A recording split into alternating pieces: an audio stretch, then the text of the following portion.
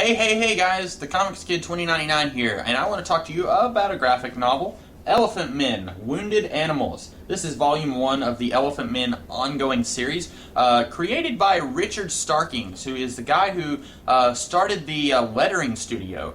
You've probably heard of Comicraft. That's really where I had heard of him from. I had no idea that he was also a writer, and that he was like a creator who worked on stories like this. And this is something that it's kind of his baby, and there's a lot of other creators involved with this. Chris Bacalo Ladron, who I know his work from a few different things.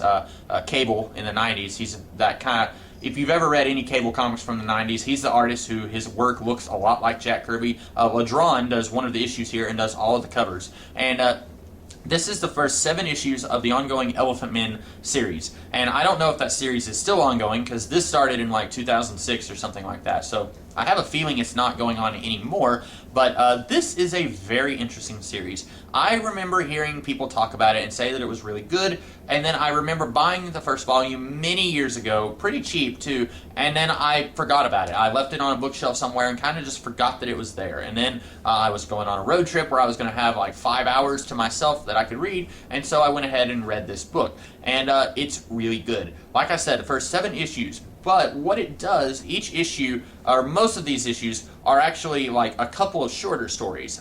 That's what they do. And then some of them are like the whole issue is one story. But this is a very interesting world. Basically, it's set a couple hundred years in the future where this mad scientist guy has created like 15,000 animal people. So like you've got these anthropomorphic animals, and they're all referred to as elephant men, even though they're not all elephants. Like our main characters, there's one of them who's an elephant, one of them is a hippo, and then we find out that the bad guy is a rhino. And so there's different kinds of animals, and these guys were bred to be big, huge soldier creatures. And then the mad scientist is taken out off screen. This all happens before the story begins, although we get glimpses of it in flashbacks and stuff. And then the animals are kind of integrated into society, but the human beings don't really like the animals. Most human beings are kind of... That's my sister's cat running through here. If you hear that, that's what he's doing. So most human beings don't like the animals. So this is a world very similar to Blade Runner. On the back of the book, I think it mentions...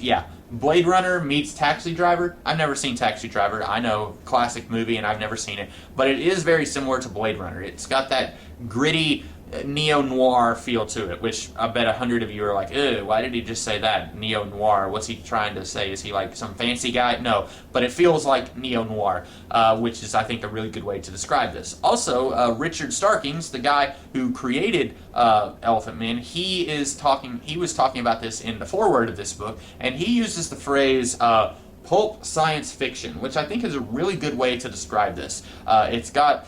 It just sounds right. You know, you've got pulp fiction from the early 30s, which was like trashy fiction read by boys and young men, and then you've got science fiction, and this is kind of the best of both worlds there. It's basically making use of both of those types of fiction. And what I really like about this, I think the best thing that... Sorry, I thought there was something over there. The best thing about this is that each issue is a standalone issue, and for the first 4 issues or so, I thought that this entire volume was just going to be kind of an anthology, where all these stories really wouldn't connect together, and like in this issue, you're focused on an elephant guy, and then in the next issue, you see a hippo guy. I really didn't think that these characters were all going to meet up together, but what's really fantastic about this is that each issue stands on its own, and you'll focus on a character, and you get a little glimpse, a little slice of this world, but then overall, these 7 issues start to build a larger narrative, and I really like that. That is, in my opinion,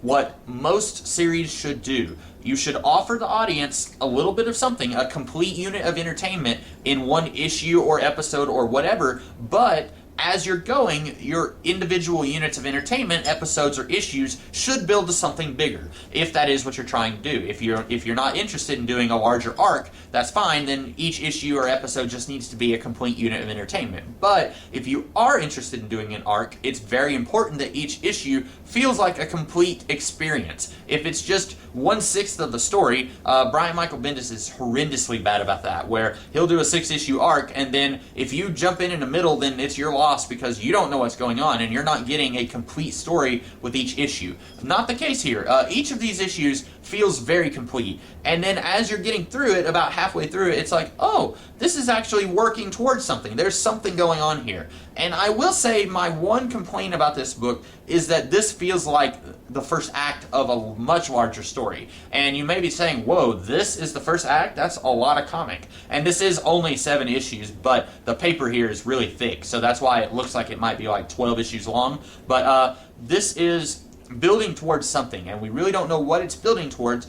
You get a general idea at the end of this book, but you do kind of, at the end of this, you're like, okay, what happens next? And in that sense, it feels like it's part of a story. But when you're just reading this, each issue feels very complete, and that to me is very commendable. I really enjoyed this. I really had no idea what to expect here. I really liked the world that we get here. I feel like we get a good glimpse into this world, even though it's only 7 issues so far. I really like most of the characters that we get here. I like that we got to focus on a few different characters, and we get to see different kinds of characters in this world.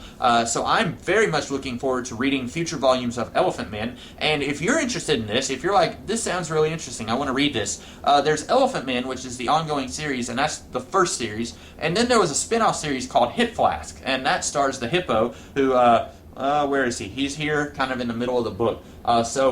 If you are interested in reading this, I would say start off with Elephantmen, this volume right here, Wounded Animals, and then if you like this, then you could probably read the first couple of volumes of Animal Men, and then jump into the Hip Flask ongoing, which, or actually maybe a couple of minis, I don't know, but I haven't read the Hip Flask stuff, but I am very interested in reading more Elephantmen and more from this world now that I've read Volume 1.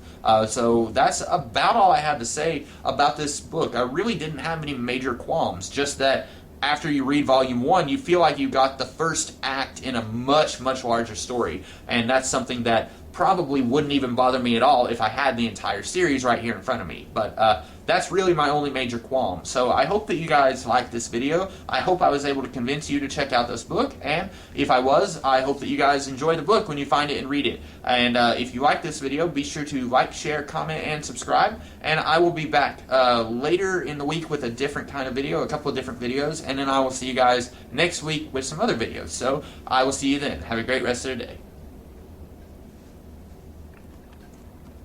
This is the first 7 issues of Elephantmen, which there's a cat over here. He's trying to get in my Diet Mountain Dew, so I don't trust him. Sorry.